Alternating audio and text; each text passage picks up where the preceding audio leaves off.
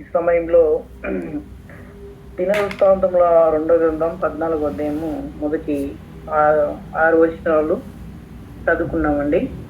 ఈ విధంగా ఈ లేఖనాలు ఒకసారి మనము గమనించగలిగితే, ఒకసారి అర్థం చేసుకోగలిగితే, ప్రియమైన దేవుని బిడ్డలారా, అబియా తన పితరులతో కూడా నిద్రింపగా జనులు అతన్ని దావీదు పట్టణమందు పాతిపెట్టిరి. ప్రియమైన దేవుని బిడ్డలారా, ఈ విధంగా అబియా తన పితరులతో కూడా నిద్రింపగా జనులు అతన్ని దావీదు పట్టణమందు పాతిపెట్టిరి. అతనికి బదులుగా అతని కుమారుడైన ఆసా రాజయ్యను.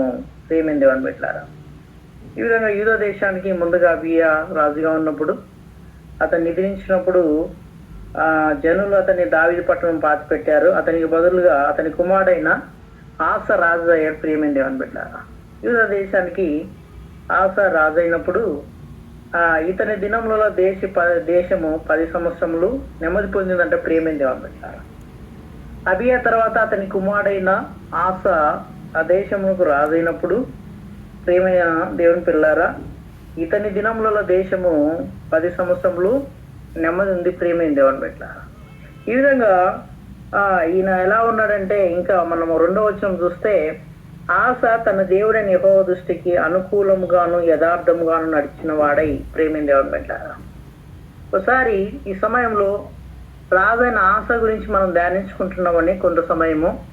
ఈ విధంగా రాజైన ఆస గారు ముందుగా యూదా దేశముకు రాజైనప్పుడు, ప్రియమైన దేవుని బిడ్డలారా, ఇతని దినములలో 10 సంవత్సరములు ఆ దేశం నెమ్మదిగా ఉంది. అయితే ఈ ఆస దేవుని దృష్టికి ఎలా ఉన్నాడంట?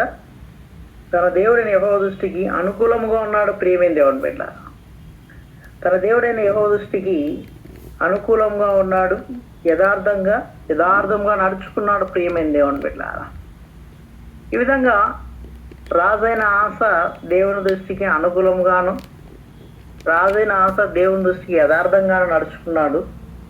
తద్వారా దేవుని కరుణా కటాక్షము ఆస ప్రియమైన దేవుని బిడ్డలారా, ఈ విధంగా తను పరిపాలన చేస్తున్న ఆ రాజ్యము 10 సంవత్సరములు ఎలాంటి ఒడిదుడుకులు లేకుండా చాలా నెమ్మదిగా ఉన్నట్టు మనం లేఖనాలు చూస్తున్నాం. ఆ దేశ ప్రజలు కూడా చాలా నెమ్మదిగా ప్రశాంతంగా ఉన్నట్టు చూస్తున్నాం. ప్రియమైన దేవుని బిడ్డలారా, ఈనాడు మన కుటుంబాలు కావచ్చు, మన దేవుని బిడ్డలారా, మొదటగా మనము దేవునికి అనుకూలంగా ఉంటే, దేవునికి యథార్థంగా ఉంటే, ఆ సంఘాలు కావచ్చు, కుటుంబాలు కావచ్చు, నెమ్మది ఉంటుంది. ప్రియమైన దేవుని బిడ్డలారా, లేఖనాలు కూడా మొదట నా రాజ్యం నా నీతిని వెతుకుడి, తర్వాత నీకు సమస్తం సమకూరుస్తాను దేవుడు లేఖనం సెలవిచ్చాడు. ఈ విధంగా మనము ఈ సమయంలో మనము ఈ మాటలు ఆలోచించగలిగితే, ప్రియమైన దేవుని బిడ్డలారా, ముందుగా మనం దేవునికి ఆయన యందు భయభక్తులుగా ఉంటూ, ఆయన యందు మనం అనుకూలంగా ఉంటూ, ఆయన యందు యథార్థంగా మనం జీవిస్తే, ప్రియమైన దేవుని బిడ్డలారా, మన జీవితాల్లో నెమ్మదనే మాట ఉంటుంది. ప్రియమైన దేవుని బిడ్డలారా, ఈనాడు కుటుంబాలు కానీ సంఘము కొన్ని చోట్ల చూస్తే నెమ్మదనే లేని మాటను మనం చూస్తూ ఉన్నాం. ప్రియమైన దేవుని బిడ్డలారా, దానికి మనము చూడగలిగితే, ముందుగా దేవునికి ప్రాముఖ్యత ఇవ్వకపోవటం, ముందుగా దేవునికి సమయం ఇవ్వకపోవటం. లోకంలో ఉన్నాం, చాలా దేవునికి మనం సమయం ఇచ్చిస్తాం, కానీ అలాగే ఇంకా ప్రతిదానికి లోకానుసరమైన వాటికి మనము ఆసక్తి చూపిస్తూ ఉంటాం. కానీ మనం దేవుని దగ్గరకు వచ్చేసరికి, ప్రియమైన దేవుని పిల్లారా, దేవునికి అనుకూలమైన మాట కానీ యథార్థమైన కానీ అనే మాట కానీ తక్కువగా కలిగి ఉండటం చూస్తాం. ఈ లేఖనాలు ఇలా ఉంటే, ప్రియమైన దేవుని బిడ్డలారా, ఈ సమయంలో ఆస యథార్థంగా దేవునికి అనుకూలంగా నడుచుకొని ఆ విధంగా ఉన్నాడు. అలాగనే ప్రియమైన దేవుని బిడ్డలారా, యోబు గ్రంథము చూస్తే 1వ అధ్యాయంలో కూడా మనం చూస్తే, పరలోకంలో ఉన్న తండ్రే, ప్రియమైన దేవుని బిడ్డలారా, పరలోకంలో ఉన్న తండ్రే స్వయంగా యోబు గురించి సాక్ష్యం ఇస్తా ఉన్నాడు. ఏమని సాక్ష్యం ఇస్తున్నాడంటే, నా కుమారుడైన యోబు సంగతి ఆలోచించితివా, అతడు యథార్థవంతుడు న్యాయవంతుడై దేవుని యందు భయభక్తులు గలవాడు, చెడుతనం విసర్జించిన వాడిని చూస్తున్నాం. యోబు గ్రంథం 1వ అధ్యాయము 7వ వచనం చూస్తే, సాతానుదనే అపవాద్యతనే దేవుడు చెప్పడం చూస్తున్నాం. ప్రియమైన దేవుని బిడ్డలారా, యోబు ఎలా ఉన్నాడు? ఆ దేవుని యందు భయభక్తులు కలిగిన వాడుగా ఉన్నాడు, యథార్థంగా ఉన్నాడు, దేవునికి అనుకూలంగా ఉన్నాడు, చెడుతనానికి దూరంగా ఉన్నాడు. ప్రేమైన దేవుని బిడ్డలారా, భూమి మీద అతని వంటి వాడు ఎవరు లేడని లేఖనాల్లో మనం చూస్తా ఉన్నాం. అంటే ఏబు దేవుని దృష్టికి యథార్థంగా నడుచుకున్నాడు, న్యాయవంతుడిగా నడుచుకున్నాడు. తద్వారా దేవుడు ఏబును ఆశీర్వదించినట్టు మనం లేఖనాల్లో చూస్తున్నాం. ప్రేమైన దేవుని బిడ్డలారా, ఈ విధంగా మనం లేఖనాలు చూస్తే, నేను ముందుకెళ్తున్నాను ప్రియమైన దేవుని బిడ్డలారా, ఈ విధంగా ఆ విధంగానే రాజైన ఆశ కూడా తన దేవుని దృష్టికి, మన దేవుని దృష్టికి, యెహోవా దృష్టికి అనుకూలంగా యథార్థంగా నడుచుకున్నాడు. తద్వారా తను పరిపాలించే రాజ్యము 10 సంవత్సరాలు నెమ్మదినట్టు చూస్తున్నాం. ఈ మాట వింటున్న మనము ప్రియమైన దేవుని బిడ్డలారా, మన జీవితాల్లో దేవునికే మొదటి ప్రాముఖ్యత మనం ఇస్తూ, మన ప్రవర్తన అంతటి యందు ఆయన అధికారానికి ఒప్పుకుంటూ మనం ముందుకెళ్తే మన జీవితాలు కూడా ఫలిస్తాయి. ప్రియమైన దేవుని బిడ్డలారా, ఇంకా ఈ లేఖనాలు మనం చూడగలిగితే, ప్రియమైన దేవుని బిడ్డ, ఇక్కడ ఒక మాట మనం చూస్తే, దినవృత్తాంతంలో 2వ గ్రంథము 14వ అధ్యాయము 3వ వచనం చూస్తే, అన్ని దేవతల బలిపీఠములను పడగొట్టి, ఉన్నత స్థలములను పాడు చేసి, ప్రతిమలను పగలగొట్టి, దేవతా స్తంభములను కొట్టివేయించి. చూడండి, ఇక్కడ లేఖనాలు మనం చూస్తే ఆశ ఎలా ఉన్నాడు మనము చూశాము. ఆయన దేవుని దృష్టికి అనుకూలంగా యథార్థంగా ఉండి అన్య దేవతల బలిపీఠములను పడగొట్టే విధంగా ఉన్నాడు. అన్య దేవతల బలిపీఠం అనగా దేవునికి వ్యతిరేకమైనవి అనగా రాజైన ఆశ ఎలా ఉన్నాడు, దేవునికి వ్యతిరేకమైన వాటిని తీసేసే విధంగా ఉన్నాడు. అంటే అన్య దేవతల బలిపీఠమును పడగొట్టిన వాడుగా ఉన్నాడు. ప్రేమైన దేవుని బిడ్డలారా, ఉన్నత స్థలములను పాడు చేసి, ప్రతిమలను పగలగొట్టి, దేవతా స్తంభములను కొట్టివేయించి. ప్రేమైన దేవుని బిడ్డలారా, రాజైన ఆశ దేవునికి వ్యతిరేకమైనది, హేయమైనది, అలాగనే ఇంకా మనం చూస్తే లోకానుసారమైనది. తన రాజ్యంలో ఉన్న ఆ లోకానుసారమైన విధానంలో ఉన్న అవన్నీ, ఆ విగ్రహాలను, ఆ దేవతా స్తంభము అవన్నీ పడగొట్టే విధంగా ఉన్నాడు, తీసివేసే విధానంలో ఉన్నాడు. ప్రియమైన దేవుని బిడ్డలారా, ఈ విధంగా ఉంటూ రాజైన ఆశ ఇంకా ఏం చేస్తున్నాడంటే 4వ వచనంలో, వారి పితరుల దేవుడని యెహోవాను ఆశ్రయించుటకును, ధర్మశాస్త్రం బట్టి విధిని బట్టి క్రియలు జరిగించుటకును వారికి ఆజ్ఞాపించి అనే మాట చూస్తామండి. ఇక్కడ రాజైన ఆశ ఎలా ఉన్నాడు, అపవాదికి సంబంధించిన ప్రతిదీ తీసివేశాడు. ప్రియమైన దేవుని బిడ్డలారా, దేవునికి అననుకూలమైన అన్ని తీసేసి ఏ విధంగా ఉన్నాడంటే 4వ వచనం మనం చూడగలిగితే, ప్రియమైన దేవుని పిల్లలారా, ఇక్కడ ఏముందండి, దేవుడైన యెహోవాను ఆశ్రయించుటకును. చూడండి, రాజైన ఆశ దేవుణ్ణి ఆశ్రయించే విధంగా ఉన్నాడు. రాజైన ఆశ ఆనుకొని జీవిస్తా ఉన్నాడు. ఈ విధంగా రాజైన ఆశ దేవుడైన యెహోవాను ఆశ్రయించుటకును, ధర్మశాస్త్రం బట్టి విధిని బట్టి క్రియలు జరిగించుటకును వారికి ఆజ్ఞాపిస్తా ఉన్నాడు. యూదా దేశంలో రాజైన ఆశ ఏం చేస్తున్నాడంటే, తన పరిపాలనలో మొదటిగా దేవుణ్ణి ఆశ్రయిస్తా ఉన్నాడు. అలాగే తన దేశంలో ప్రతిదీ ఏ విధంగా జరగాలంటే దేవుని వాక్య ప్రకారంగా, అనగా ధర్మశాస్త్రమును బట్టి. చూడండి, మొదటగా దేవుడిని యెహోవాను ఆశ్రయించడానికి ఆయన ఇష్టపడ్డాడు. ధర్మశాస్త్రం బట్టి అనగా దేవుని వాక్యమును బట్టి, దేవుని విధిని బట్టి క్రియలు జరిగించటకును వారికి ఆజ్ఞాపిస్తా ఉన్నాడండి. రాజైన ఆశ ఏం ఆజ్ఞాపిస్తున్నాడు వారికి, తన ప్రజలకు మనం దేవుని ఆశ్రయించాలి. అలాగే మనం ఏమి క్రియలు జరిగించినా కూడా అది ధర్మశాస్త్రం బట్టి విధిని బట్టి జరిగించాలి.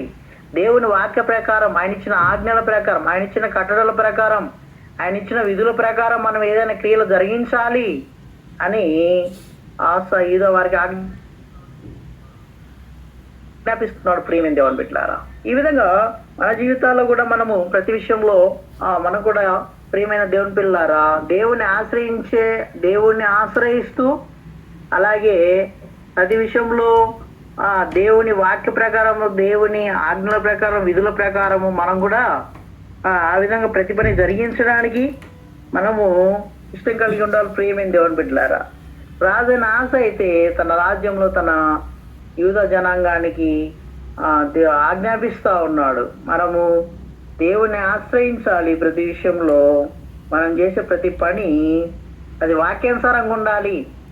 ధర్మశాస్త్రం బట్టి విధులను బట్టి మనం జరిగించాలని ఆజ్ఞాపిస్తా ఉన్నాడండి.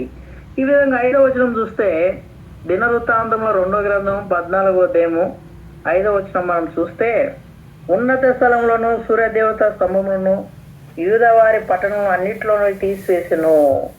అతని ఏలుబడి యందు రాజ్యం నెమ్మదిగా ఉంది. ప్రేమైన దేవుని బిడ్డలారా, ఈ విధంగా రాజైన ఆస జీవితంలో ఒకసారి మనం చూడగలిగితే తన రాజ్య పరిపాలన చూస్తే ఏం తీసేస్తా ఉన్నాడు? ఉన్నత స్థలంలోను సూర్యదేవత స్తంభంలోను యూదా వారి పట్టణంలో అన్నిటిలో ఆ పట్టణంలో అన్నిట్లో నుండి తీసేస్తా ఉన్నాడండి. ప్రేమైన దేవుని బిడ్డలారా, అంటే దేవునికి వ్యతిరేకమైన హేయమైనవి అది వాటన్నిటిని తీసేస్తూ ఏం చేస్తున్నాడంటే అతని ఏలుబడి యందు రాజ్యం నెమ్మదిగా ఉంది. ప్రేమైన దేవుని బిడ్డలారా, ఈ సమయంలో రాజైన ఆస ఈ విధంగా వర్ధిల్లడానికి, తన రాజ్యం మంచి పరిపాలించడానికి, తన రాజ్యంలో ఉన్న ఆ ప్రజలు నెమ్మదిగా ఉండడానికి, తన రాజ్యం నెమ్మదిగా ఉండడానికి కారణం ఏంటంటే ముందుగా దేవునికి అనుకూలంగా యథార్థంగా ఉన్నాడు. దేవునికి వ్యతిరేకమైనవన్నీ తీసివేశాడు. దేవుని వాక్య ప్రకారం జీవిస్తున్నాడు. అలాగే అక్కడ తన ప్రజలకు ఆ విధంగా నడుచుకోవాలని చెప్తున్నాడు. ఈ విధంగా ఈ దేవునికి హేయమైన అన్నిటి తీసివేయడం ద్వారా అక్కడ లేఖనాలు మనం చూస్తే అతని ఏలుబడి యందు రాజ్యం నెమ్మదిగా ఉంది అనే లేఖనాలు మనం చూస్తున్నాం.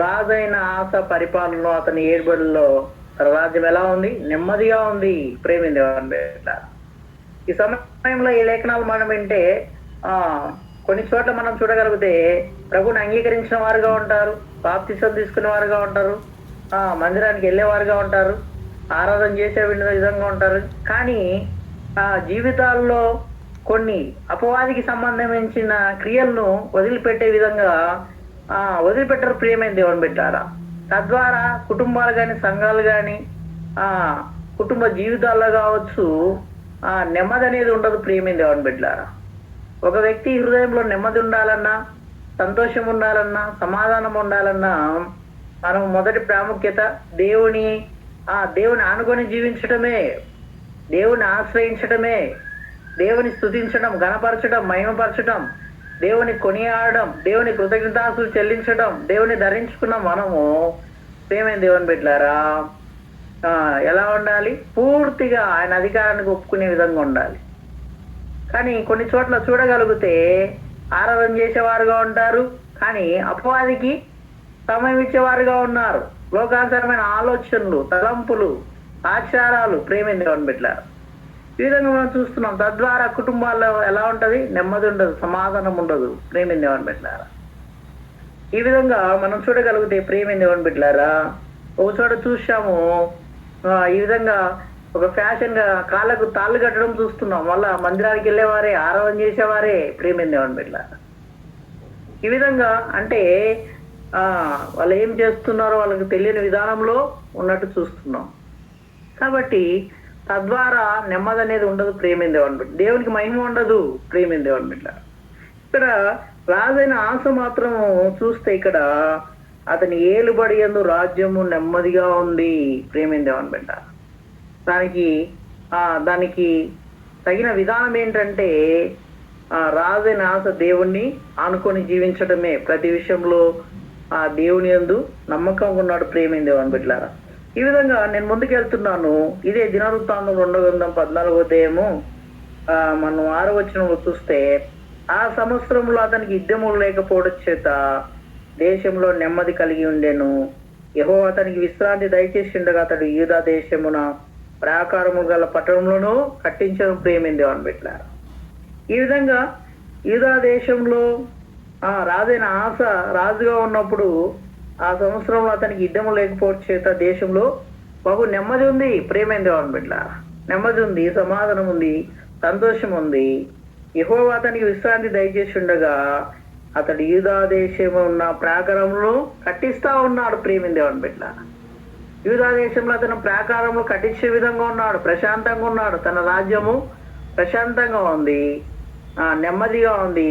దానికి కారణము తండ్రి అయిన దేవుణ్ణి ఆనుకొని ఆశ్రయించి ఉండటమే ప్రియమైన దేవుని బిడ్డారా. ఈ విధంగా మనం చూడగలిగితే ఈ విధంగా రాజైన ఆస యూదా వారికి ఈ విధంగా ప్రకటన చేస్తా ఉన్నాడండి. 7వ వచనం చూస్తే అతడు యూదా వారికి ఇలా ప్రకటన చేసిను, మన దేవుడైన యెహోవాను మనం ఆశ్రయించిన ఆయన మన చుట్టూ నెమ్మది కలగజేస్తున్నాడు.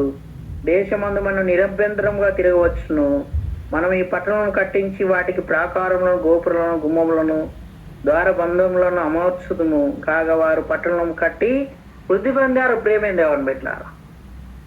రాజైన ఆస తన జనాంగానికి చెప్తా ఉన్నాడు. ఏమని చెప్తున్నాడంటే, మన దేవుడైన యెహోవాను మనం ఆశ్రయించితిమి. అలా ఆశ్రయించినందున దేవుడైన యెహోవా మన చుట్టూ నెమ్మది కలగజేసి ఉన్నాడు. ఈ దేశమందు మనం నిరభ్యంతరముగా తిరగవచ్చును ప్రియమైన దేవుని బిడ్డలారా. నిరభ్యంతరంగా అనే మాట వస్తే ఆనాడు రాజుల కాలంలో ఒక దేశంలో, ఒక రాజ్యంలో రాజు అలాగే ప్రజలు ఆ విధంగా ఉన్నప్పుడు శత్రు దేశాలు ఏ విధంగా పొంచి ఉంటారో, ఏ విధంగా వస్తారో అనే ఒక అలజడి ఉండేది ప్రియమైన దేవుని బిడ్డలారా. ఎప్పటికప్పుడు సమాచారము ఈ విధంగా అప్పుడు పూర్వదినాలు మనం చూస్తాం. అప్పుడు పూర్వదినాల్లో బుర్జులు కూడా కట్టించేవారు, శత్రువులు ఏమైనా వస్తారేమో ఎక్కి చూసేవారు. ఈ విధంగా ఒక రాజ్యములో, ఒక దేశంలో ప్రియమైన దేవుని బిడ్డలారా, ఒక రాజ్యం మంచిగా నడవాలన్నా, ప్రజలు క్షేమంగా ఉండాలన్నా ఎప్పటికప్పుడు సైనికులు అలర్ట్గా ఉండేవారు ప్రియమైన దేవుని బిడ్డలారా. ఇక్కడైతే ఎలా ఉంది ఆస తన రాజ్యంలో ఎలా ఉన్నాడు ప్రియమైన దేవుని బిడ్డలారా? దేశమందు మనం నిరభ్యంతరంగా తిరగవచ్చును అని అంటా ఉన్నాడు. ఈ విధంగా తన దేశము ప్రశాంతంగా నెమ్మదిగా ఉందంటే దానికి కారణం దేవుడే ప్రియమైన దేవుని బిడ్డలారా. ఈ విధంగా తన ప్రజలకు చెప్తా ఉన్నాడు, మనం నిరభ్యంతరముగా తిరగవచ్చును అని చెప్తూ ఈ విధంగా మనం ఈ పట్టణం కట్టించి వాటికి ప్రాకారంలో, గోపురములను, గుమ్మములను, ద్వారబంధములను అమర్చుదుము. కాగా వారు పట్టణము కట్టి వృద్ధి పొందారు ప్రియమైన దేవుని బిడ్డలారా. ఇక్కడ చివరిగా మాట చూస్తే వృద్ధి అనే మాట కనిపిస్తా ఉంది. ఈ విధంగా రాజైన ఆస తర్వాత తన రాజ్యంలో తన ప్రజలు ఈ విధంగా పట్టణం కట్టి వృద్ధి పొందారని లేఖనాలు మనం చూస్తున్నాం. వృద్ధి అనే మాట ప్రియమైన దేవుని బిడ్డలారా, దాన్ని మనము డెవలప్మెంట్ అనొచ్చు, అలాగే ఇంగ్లీష్లో డెవలప్మెంట్, ఈ విధంగా ఇంకా వృద్ధి పొందినట్టుగా మనం చూస్తున్నాం. ఆ మాటకు వస్తే ప్రియమైన దేవుని బిడ్డలారా, కుటుంబాల్లో కానీ, సంఘాల్లో కానీ, సమాజంలో కానీ ఒక వృద్ధి కావాలంటే మనం దేవుని ఆశ్రయించడం ద్వారానే మనకు వృద్ధి పొందుతాం ప్రియమైన దేవుని బిడ్డలారా. ఈ విధంగా ఈ రాజైన ఆశ ఉండే రాజ్యము వృద్ధి పొందిందంటే దేవుణ్ణి ఆశ్రయించడమని మనం లేఖనాలు చూస్తున్నాం. ముందుకెళ్తున్నాను. ఇక్కడ ఇంకో మాట చూస్తే ప్రియమైన దేవుని పిల్లారా, ఇక్కడే దినవృత్తాంతం 2వ గ్రంథం 14వ అధ్యాయం 8వ వచనంలో ఈ విధంగా రాజైన ఆస తన రాజ్యంలో ఉండే సైన్యాన్ని మనం చూస్తాం. సైన్యం చూస్తే ఆ కాలంలో డాల నీటిలను పట్టుకొని 3 లక్షల మంది యూదావారును, కేడెములు ధరించు ఇల్లువేయు 2,80,000 మంది బెన్యామీలను కూడిన సైన్యం ఆశకుండెను ప్రియమైన దేవుని బిడ్డలారా. ఆశ సైన్యం ఎలా ఉందండి? ఆశ సైన్యము డాళ్లను ఈటలను పట్టుకొని ఒక 3 లక్షల మంది యూదావారు ఉన్నారు. అలాగనే కేడెములు ధరించు ఇల్లువేయు 2,80,000 మంది బెన్యామీయులు కూడిన సైన్యము ఆశకుండెను. వీరందరూ పరాక్రమశాలయుండిరి. అంటే మంచి సైన్యం అనేది ఆశకుంది ప్రియమైన దేవుని బిడ్డలారా. యుద్ధ నైపుణ్యం అనేది ఈ విధంగా తన సైనికులను చాలా భద్రపరుచుకున్నాడు. ఈ విధంగా యుద్ధ సామాగ్రి ఉంది ప్రియమైన దేవుని బిడ్డలారా. అయితే ఆశా జీవితంలో మనం చూస్తే మరొకసారి నేను ముందుకు వస్తున్నాను ప్రియమైన దేవుని బిడ్డలారా. ఆశ దేవునికి అనుకూలంగా ఉన్నాడు, దేవునికి యథార్థంగా ఉన్నాడు, దేవుని ఆశ్రయించాడు. తన రాజ్యం నెమ్మదిగా ఉంది 10 సంవత్సరములు. అలాగే ప్రియమైన దేవుని బిడ్డలారా, తన రాజ్యంలో ఉన్న ప్రజలు కూడా నెమ్మదిగా ఉన్నారు. అయితే ఇక్కడ మనం గమనించవలసిన మాట ఏంటంటే వాళ్ళు వృద్ధి పొందారు. అయితే ఈ విధంగా ఆశ రాజ్యము, సైన్యము, తన దేశం ఈ విధంగా క్షేమంగా ఉన్నప్పుడు ఈ విధంగా ఆశకు ఒక శోధన ఎదురైంది ప్రియమైన దేవుని బిడ్డలారా. ఏంటనగా ఇక్కడ మనం లేఖనాలు చూస్తే దినవృత్తాంతము 2వ గ్రంథం 14:9 కుషుడైన జరాహు వారి మీద దండెత్తి 1000 సైన్యమును 300 రథములు కూర్చుకొని బయలుదేరి మరేసే వరకు రాగా ఆశ అతనికి ఎదురుగా పోయాను. ప్రేమైన దేవుని బిడ్డలారా, అంతకుముందు ఆశ తన రాజ్యం కావచ్చు, తన ప్రజలు కావచ్చు ప్రశాంతంగా ఉన్నారు. అయితే ఉన్నట్టుండి శత్రువు ఆశ మీదకి దాడి చేయడం మనం చూస్తున్నాం. ప్రేమిని దేవుని బిడ్డలారా, ఈ విధంగా కుషుడైన జరాహు వారి మీద దండెత్తి 1000 సైన్యము 300 రథములు కూర్చుకొని బయలుదేరి మరేసే వరకు రాగా. ప్రేమిని దేవుని బిడ్డలారా, ఇంతవరకు క్షేమంగా ఉన్న ఆశ రాజ్యము, సైన్యము, ప్రజలు ఉన్నట్టుండి ఈ రాజ్యం మీద, యూదా దేశం ఈ రాజ్యం మీదకి ప్రేమైన దేవుని పిల్లారా జరహు కుషుడైన జరహు వారి మీద దండెత్తాడు. ఇతని సైన్యం ఎలా ఉంది? 1000 సైన్యము 300 రథములను కూర్చుకొని బయలుదేరి మరేష వరకు రాగా ఆశ అతనికి ఎదురుగా పోయాడు. ప్రియమైన దేవుని బిడ్డలారా, ఇంత పెద్ద సైన్యము, జరుహు సైన్యం 1000 మంది సైన్యం ఉన్నారు. 300 రథములు కూర్చుకొని వాళ్ళు మరేష వరకు రాగా ఆశ సైన్యము అతనికి ఎదురుగా పోయింది. ప్రియమైన దేవుని బిడ్డలారా, ఇక్కడ ఒకటి మనం గమనించవలసిన మాట ఏంటంటే ఆశ సైన్యం ఏమో కొద్ది మందిగా ఉన్నారు, జరుహు సైన్యం మాత్రము వీరికంటే రెట్టింపు అధికంగా ఉన్నారు. ఆయన శత్రువు దండెత్తి వచ్చినప్పుడు ఆశ ఏం చేస్తున్నాడు?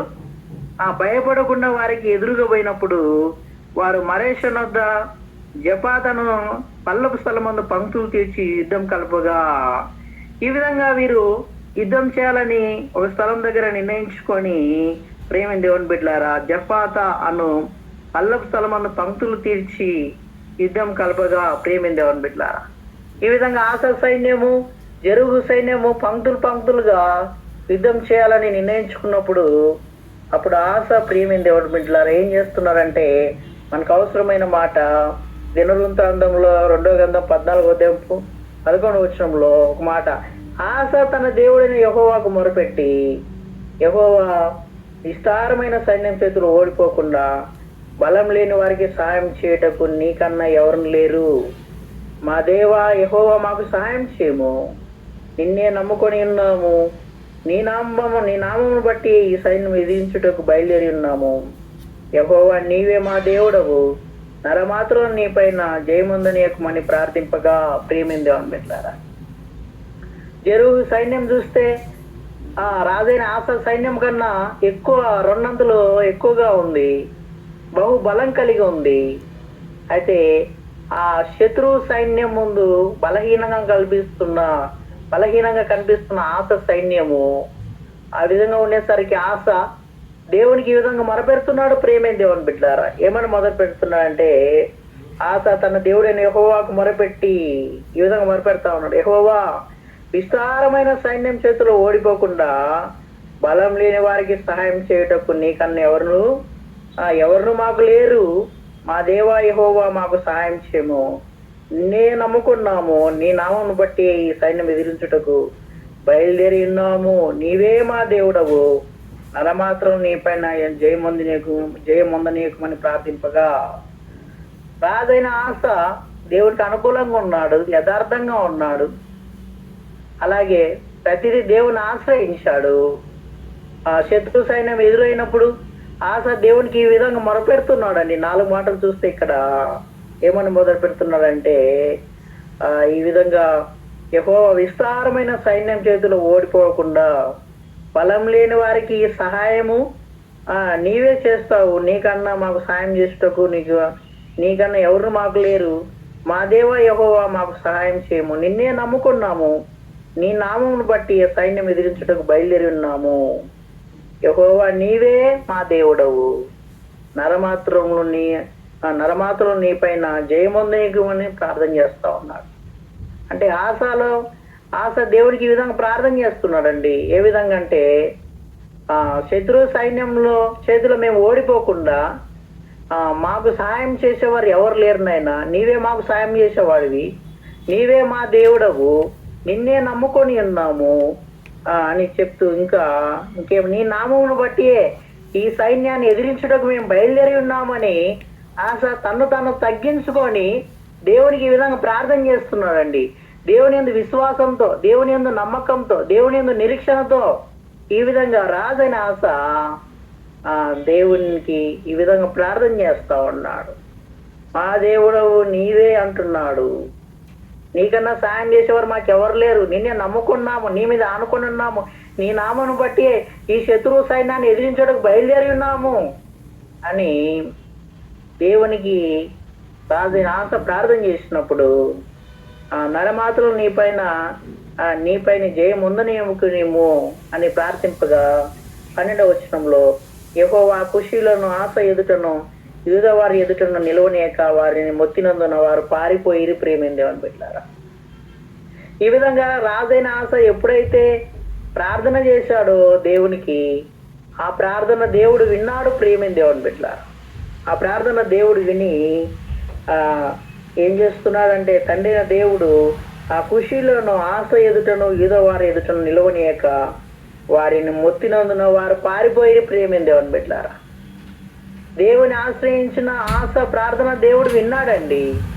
విని ఏమంటున్నా దేవుడు తద్వారా ఆ శత్రువు సైన్యాన్ని, జెరుహు సైన్యాన్ని ఆశ ఎదుట అలాగే యూదా వారి ఎదుట నిలవనీయకుండా వారిని మొత్తినందున శత్రువు సైన్యము పారిపోయింది ప్రేమిండేవాడు బిడ్డారా. కింద వచనాలు చూస్తే ఆశయును అతనితో కూడినున్న వారిను గెరావు వరకు వారిని తరమగా కుషీయులను మరల పంకులు తీర్చలేక యెహోవా భయము చేతను ఆయన సైన్యపు భయం చేతను పారిపోయి ప్రేమిండేవాడు బిడ్డారా.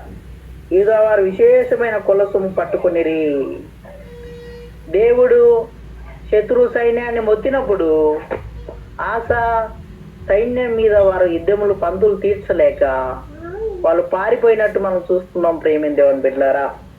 ఈ సమయంలో ఈ లేఖనాలు వింటున్న ఓ ప్రియ సహోదరుడా, ఈ విధంగా ఆశ శత్రు సైన్యము ఎదురొచ్చినప్పుడు, దండెత్తినప్పుడు ఆశ ప్రార్థన చేయగా దేవుడు విన్నాడు ప్రేమిందేవని బిడ్డలారా.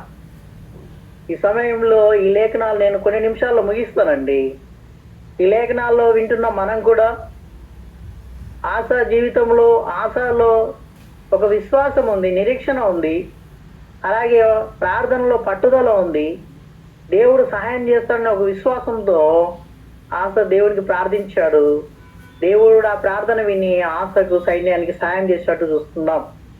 ఈ లేఖనాలు వింటున్న మనం కూడా మన కుటుంబ జీవితంలో కావచ్చు, అనారోగ్య స్థితిలో కావచ్చు, ప్రతి విషయంలో మనం అనానుకూలమైన పరిస్థితులు ఉన్నప్పుడు, మనకి ఎదురైన అలల వంటి శ్రమలు ఎదురైనప్పుడు మనం దేవునికి మన విశ్వాసంతో, నిరీక్షణతో మనం దేవునికి మొరపెడితే ఆ మొర దేవుడు విని మనకు కూడా దేవుడు సహాయం చేస్తాడు ప్రేమిందేవని బిడ్డలారా. దేవుడు ఏమంటున్నాడంటే నాకు మొరపెట్టుము నీకు ఉత్తరం ఇచ్చేదను అంటున్నాడు.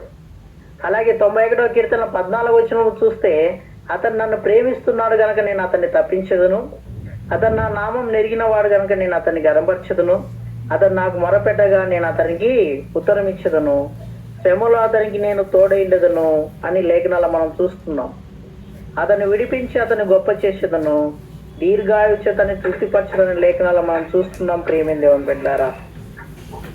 ఈ విధంగా మనం కూడా దేవుడి యందు విశ్వాసంతో మన ప్రవర్తన అంతటి ఆయన అధికారానికి ఒప్పుకొని మనము ప్రేమైన దేవుని బిడ్డలారా ప్రభుకి దేవుడికి మొరపెట్టగలిగితే దేవుడు ఏం చేస్తాడు, మనకు కూడా వచ్చే ఆపదల నుంచి, అలాంటి సంభవాల నుంచి తప్పించేవాడుగా ఉన్నాడు ప్రేమైన దేవుని బిడ్డలారా. 91వ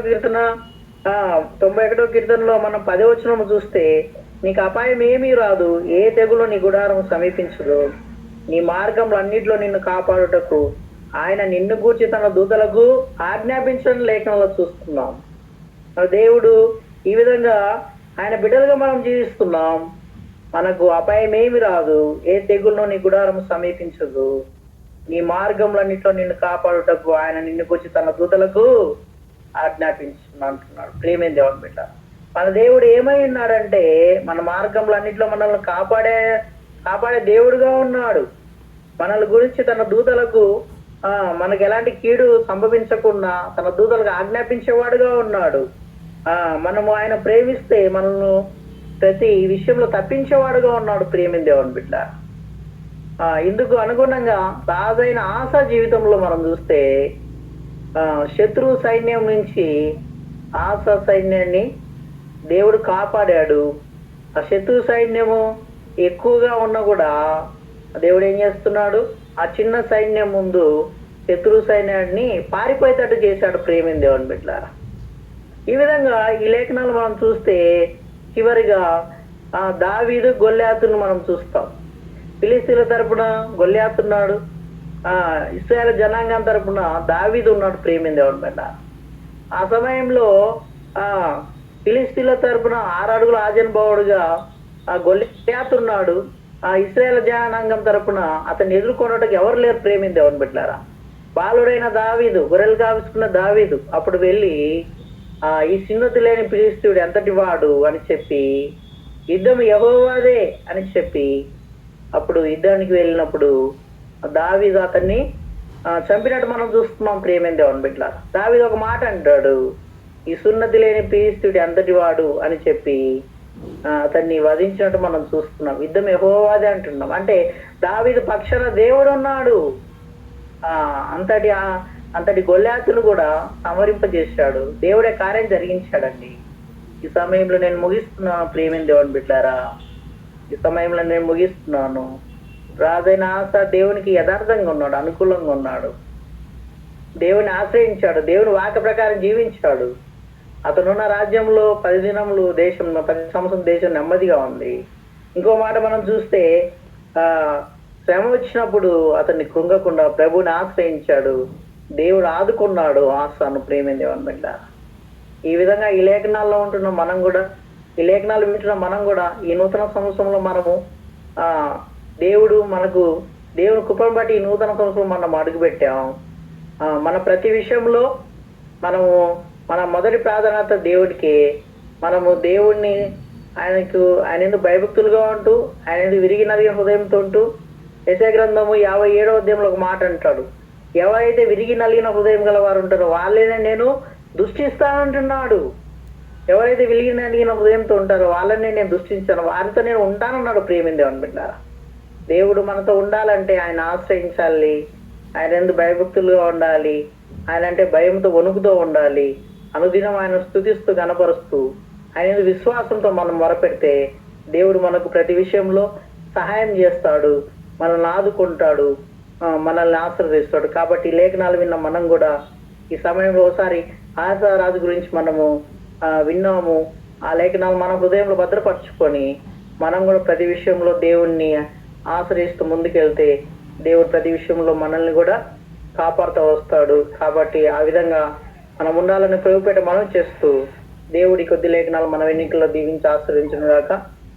ఈ అవకాశం ఇచ్చినటువంటి దేవుని దాసులు, పెద్దలు, ప్రియులు హ్యాపీ అన్నగారికి, కూడి వచ్చిన అందరికీ నా వందనాలండి. Thank you.